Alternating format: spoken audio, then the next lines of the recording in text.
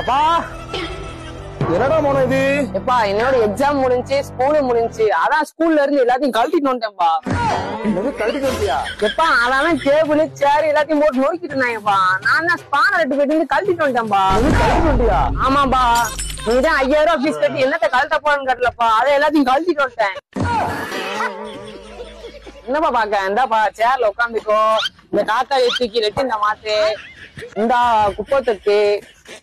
உள்ளதா லைட்டு. இந்த விளக்கு மாத்தாச்சு நீ 10 தடவை தூருப்பா.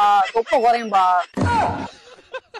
மவனே இப்பதான் படிச்ச படிப்புக்கு கரெக்டான வேலை பார்த்திருக்க.